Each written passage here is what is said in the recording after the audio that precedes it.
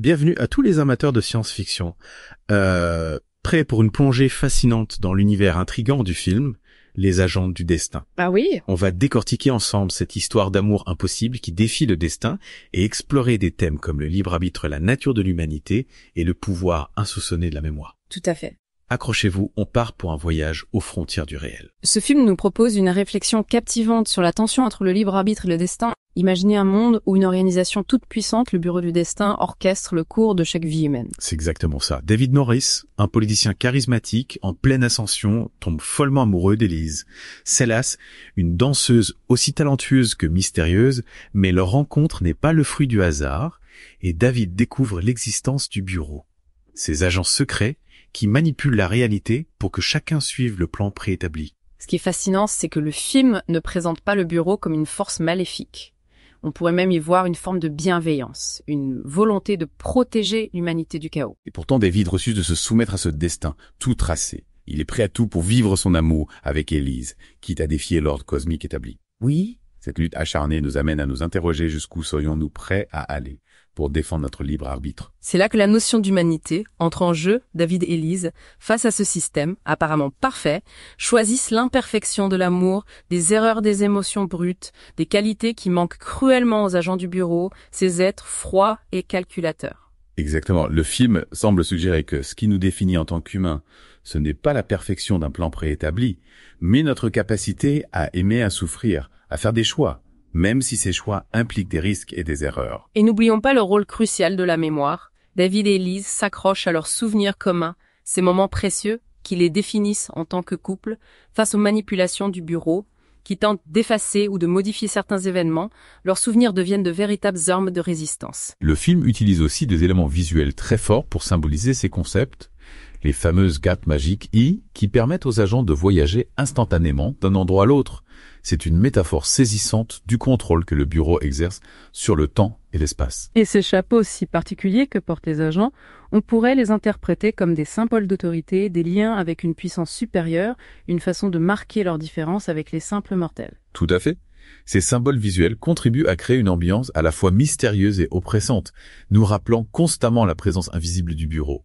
Mais au-delà de cette atmosphère, le film nous invite à réfléchir à des questions bien plus profondes. Quel est le prix de la liberté ?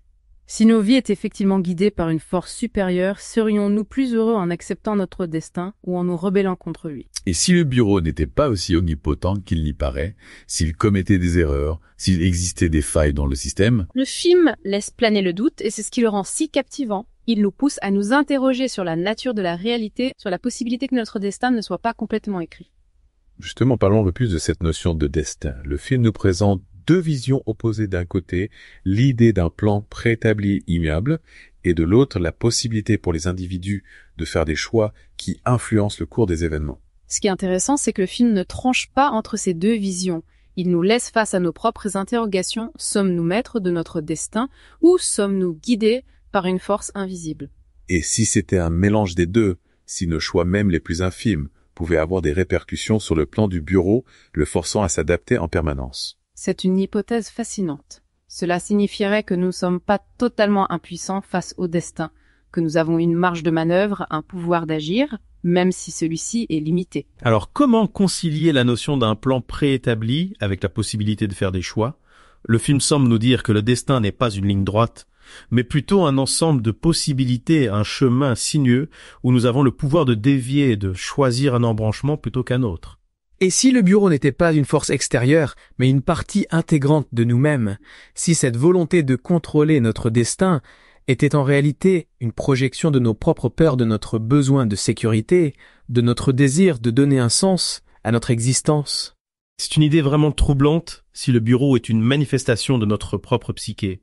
Cela signifie que nous sommes à la fois les architectes et les prisonniers de notre destin.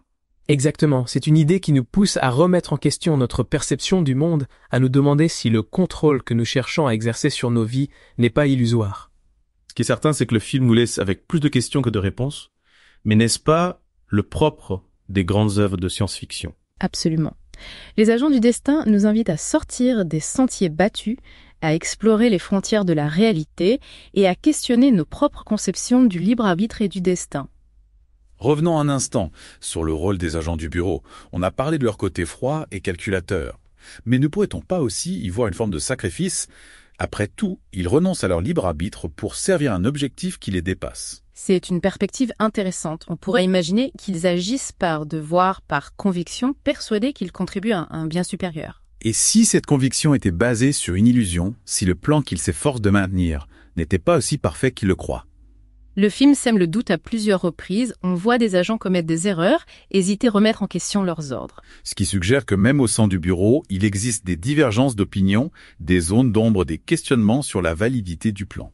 Et si ces doutes étaient le signe d'une évolution, si le bureau, malgré sa rigidité apparente, était capable de s'adapter, de changer, de remettre en question ses propres dogmes. Cela ouvrirait des perspectives fascinantes.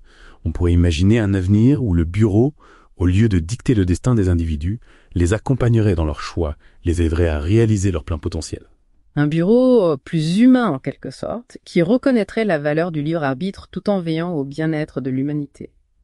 C'est une vision optimiste, mais qui n'est pas totalement incompatible avec le message du film après tout. David et Elise, malgré leur combat contre le bureau, ne cherchent pas à les détruire, mais simplement à vivre leur amour librement. Il représente une forme de résistance non violente, une volonté de faire évoluer le système de l'intérieur sans le renverser. Et leur victoire finale, si on peut l'appeler ainsi, n'est pas un triomphe sur le bureau, mais une reconnaissance mutuelle. Le bureau accepte de laisser David et Elise vivre leur amour tout en gardant un œil sur eux, prêt à intervenir si nécessaire. Ce qui laisse entendre que la lutte entre libre arbitre et destin n'est pas terminée, qu'elle se poursuivra sans doute éternellement. Mais que l'espoir subsiste, que la possibilité d'un dialogue, d'une cohabitation harmonieuse entre ces deux forces opposées n'est pas totalement utopique. En fin de compte, les agents du destin nous offrent une réflexion fascinante sur ce qui nous définit en tant qu'être humain. Est-ce la perfection d'un destin tout tracé, ou bien notre capacité à choisir, à aimer, à nous tromper, à vivre pleinement chaque instant, même s'il est imprévisible? Le film ne donne pas de réponse définitive, mais il nous encourage à embrasser cette complexité, à accepter que notre existence est un mélange de hasard et de choix de liberté et de contraintes. Et si la véritable liberté résidait non pas dans la capacité de contrôler notre destin, mais dans la façon dont nous choisissons de vivre chaque étape du chemin, quelles que soient les forces qui nous entourent? C'est une belle conclusion. Les agents du destin nous rappellent que la vie est un voyage imprévisible, rempli de surprises, de défis et de moments de grâce, et c'est peut-être dans cette incertitude même que réside la beauté de l'existence. Merci de nous avoir accompagnés dans cette exploration des méandres du destin et du libre arbitre. On espère que ce débat vous a donné matière à réflexion et qu'il vous incitera à regarder les agents du destin avec un œil nouveau. Et surtout, n'oubliez pas, la prochaine fois que vous croiserez une porte mystérieuse, n'hésitez pas à la franchir. Qui sait quelles aventures vous attendent de l'autre côté.